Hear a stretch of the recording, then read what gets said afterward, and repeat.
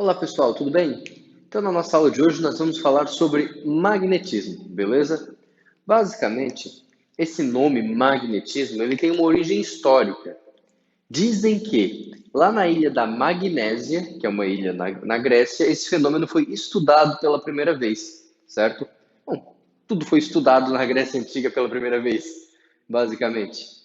Mas o que se conta é que nessa ilha da Magnésia, lá nos tempos antigos da Grécia, basicamente existiam pastores, né? E eles viviam ali com suas vaquinhas, suas ovelhinhas, e do que a terra dá, né? Como era o mundo antigamente.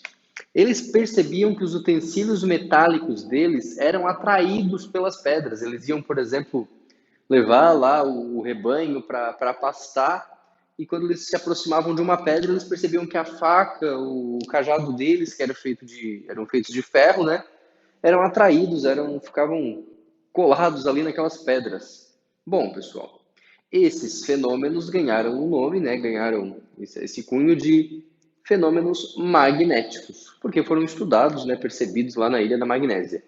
Os chineses, os mesopotâmios, outros povos também, eles perceberam esse tipo de fenômeno. E esse fenômeno, ele ocorre, pessoal, de uma forma devido a uma característica bem intrínseca da matéria, a qual a gente chama de domínio magnético. Isso está relacionado, galera, com o spin lá dos elétrons, certo? A gente sabe que o número quântico magnético, que é o spin, tem uma relação com o giro do elétron em torno do próprio eixo. Esse domínio magnético, que nada mais é essa direção para a qual o elétron está rotacionando, fazendo aqui uma analogia, ele, em um pedaço normal de ferro, de metal, ele é aleatório. Então, vai ter domínio magnético apontando para um lado, para o outro, para cima, para baixo, para uma diagonal, para outra, certo? E aí tu tens um pedaço de ferro comum. Caso tu tenha um pedaço de metal e esses domínios magnéticos eles estejam alinhados, apontando para uma direção preferencial, a gente diz que esse pedaço de ferro não é um pedaço de ferro comum, e sim um ímã. Então, o que diferencia um pedaço de ferro comum de um ímã? A orientação dos domínios magnéticos. O lado para o qual esses domínios magnéticos estão apontando, a gente chama de norte. O lado contrário, a gente chama de sul magnético. Então, a primeira coisa importante que eu quero que vocês percebam aqui é a seguinte: o polo norte e o polo sul magnéticos, eles não têm nada a ver com o polo positivo e o polo negativo lá da eletricidade, certo? Algumas questões gostam de colocar. O polo norte de um ímã é repleto de cargas positivas, enquanto o polo sul é repleto de cargas negativas. Não tem nada a ver, certo? O polo norte e o polo sul eles estão relacionados com outra propriedade da matéria, que é a rotação lá dos elétrons. Então não tem nada a ver com as cargas elétricas, beleza? E lá na magnésia, pessoal, eles tinham muitos ímãs naturais, que é a magnetita, né? Então, a magnetita é um ímã natural, é esse óxido de ferro aqui, ó. Certo? Esse cara aqui, quando o ferro é encontrado na natureza dessa forma, a gente tem um ímã natural. Beleza. Na nossa aula de hoje, basicamente, nós vamos começar falando, então, sobre as propriedades desses ímãs. E a primeira é aquela mais fácil de todas, né? Atração e repulsão. O que a gente sabe é, os opostos se atraem. Isso é bem parecido. Várias coisas vão ser bem parecidas lá com a elétrica, certo? Por isso que as questões gostam de fazer aquela pegadinha que eu mencionei. Então, os opostos se atraem, o que quer dizer? Se eu pegar dois ímãs em forma de barra aqui, ó, o norte e o sul vão se atrair, certo? O norte e o sul vão se atrair. Agora, se for norte e norte ou sul e sul, eles vão se repelir, né? Os opostos se atraem, os iguais se repelem, certo? Os opostos se atraem, os iguais se repelem. A segunda propriedade de um ímã que eu vou colocar aqui para vocês é o princípio da indivisibilidade, que basicamente, se eu pegar um ímã e cortar no meio, cada pedaço continua tendo polo norte e polo sul. certo? Eu pego esse pedacinho aqui, ó, ele continua tendo norte-sul. Esse aqui também. Se eu cortar de novo, cada pedaço continua tendo polo norte e polo sul. Então, sempre que eu tiver um norte magnético, obrigatoriamente eu tenho também um sul magnético. Sempre que eu tiver um sul, eu tenho um norte. Então, não existem monopolos magnéticos. Quer dizer o quê? Não tem nunca um polo sozinho. Se tem o norte, tem o sul. Se tem o sul, tem que ter o norte junto. Beleza? Percebam que isso é bem lógico.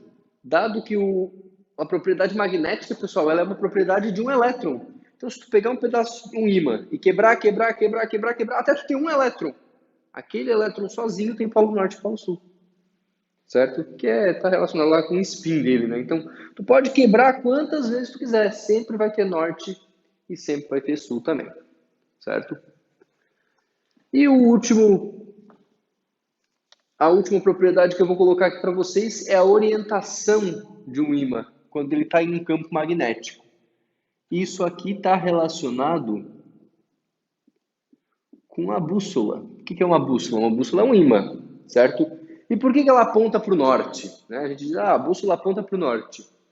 Porque sempre o norte, pessoal, aponta no sentido do campo magnético. Esse B aqui, ó, para quem não sabe, B é o campo magnético. Certo?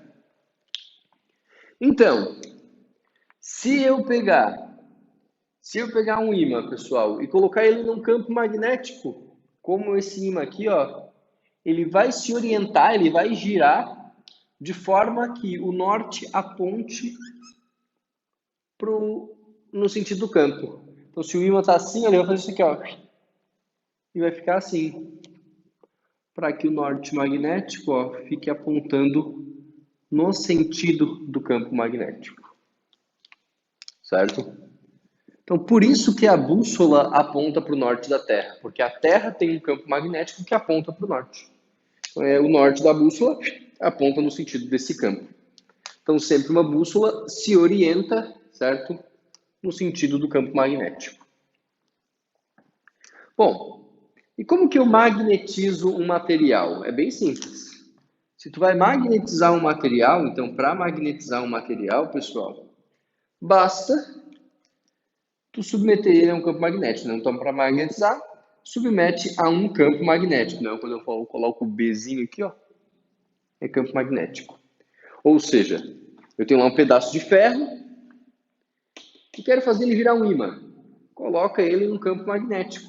Aí os domínios magnéticos dele vão se alinhar no sentido desse campo.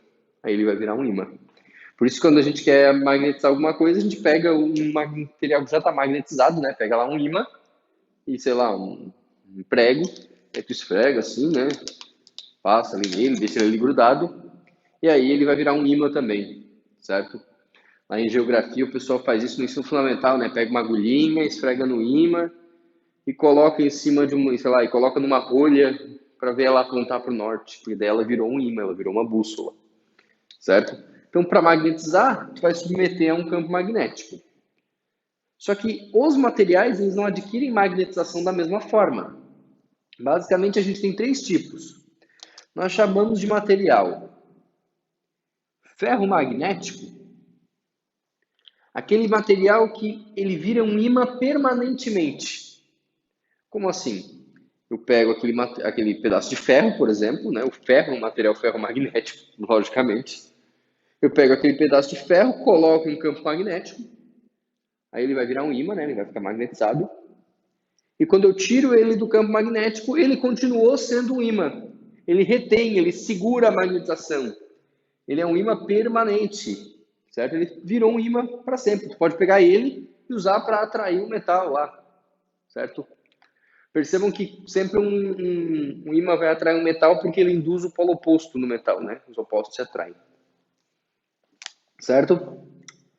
Agora, o material ele é chamado de paramagnético. Quando ele vira um ímã temporariamente. Como assim? Ele é atraído pelo ímã, só que ele não vira um ímã junto. Se eu pegar um pedaço de alumínio, pessoal, vou colocar num campo magnético, ele fica magnetizado. Só que quando eu tirar ele do campo magnético, ele perde a magnetização. Então percebam que o material ferromagnético ele é atraído pelo ímã e vira um ímã também. O paramagnético ele é atraído pelo ímã, só que ele não vira um ímã. O diamagnético ele se magnetiza na direção oposta ao campo. Isso quer dizer o quê? Ele é repelido por um ímã, certo? Porque induz o polo oposto nele. Então o diamagnético é aquela exceção.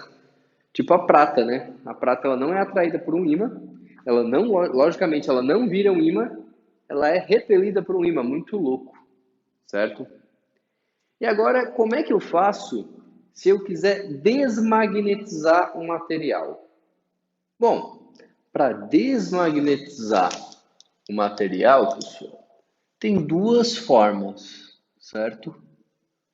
São elas o choque mecânico. O que é o choque mecânico? A porrada, a bicuda, a cacetada mesmo. Pensem no seguinte, sabe aqueles imãzinhos de geladeira? Vocês já perceberam que às vezes tu deixa cair, deixa cair, deixa cair, quando tu vai grudar de novo ele não gruda mais? É exatamente isso, galera. É a porrada, é a bicuda mesmo. Se bate no imã, galera, pega, sei lá, tem lá um imã, pega um martelo e bate, bate, bate, bate nele. Ele vai perdendo a magnetização. Aqueles domínios magnéticos que estão alinhados vão ganhando energia, né, e vão ficando novamente desalinhados. E o aquecimento. Então, se tu aquece um ímã, pessoal, ele pode perder as propriedades magnéticas. A gente tem uma temperatura, certo? Uma temperatura chamada temperatura de Curie, né? Em homenagem à famosa física e química polonesa, ganhadora de 2 prêmios Nobel, né? Um de física e um de química. E basicamente essa temperatura, pessoal, ela indica para a gente o ponto no qual o material perde suas propriedades magnéticas. Eu não sei de cabeça, mas vamos imaginar que para o ferro seja 900 graus Celsius. Isso quer dizer que acima de 900 graus Celsius, tu não consegue alinhar os domínios magnéticos do ferro, ou seja, não tem como tu ter um ferro, um ímã de ferro, perdão, certo? Então é o ponto no qual o material perde suas propriedades magnéticas, a gente dá esse nome aqui, ó, ponto de Curie. Bom, falando um pouco agora sobre o campo magnético gerado por um ímã, esse campo magnético, né, ele é representado, galera, quando a gente fala de campo magnético, lembrando, né, como eu botei ali atrás, o campo magnético, como qualquer campo, é um vetor, e a gente usa a letra B para ele. Ele é representado através de linhas de indução magnética. Então, as linhas de indução, elas representam o campo magnético. É um pouco parecido também lá com o campo elétrico, ó, pessoal. Por convenção, essas linhas saem do polo norte e entram no polo sul. Então, as linhas de indução magnética saem do polo norte e entram no polo sul. Saem do norte, entram no sul. E essas linhas, pessoal, elas são linhas fechadas. O que isso quer dizer?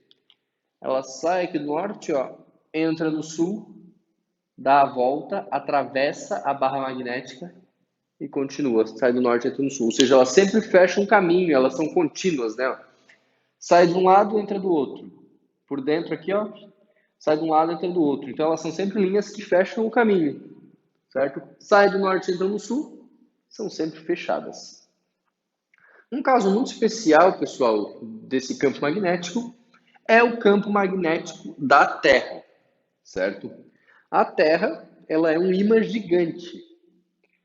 A gente sabe que, vocês estudam lá na geografia, né? A gente tem o norte e o sul da Terra. Esse norte e sul, pessoal, são norte e sul geográficos da Terra. Porque, na verdade, quando a gente fala das propriedades magnéticas da Terra, o norte magnético da Terra, pessoal, ele fica lá onde é o sul geográfico, ó. E o sul magnético, onde é o norte geográfico. É o contrário, troço louco, né? Mas vocês já vão entender por quê. As linhas de campo, elas saem do norte e entram no sul, né? Então, o campo magnético da Terra, ele é uma coisa assim, ó.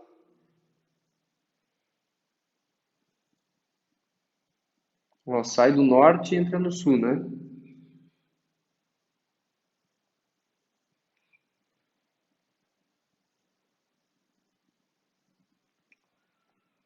certo? Vou botar mais uma linhazinha aqui, ó. Sai do norte, entra no sul.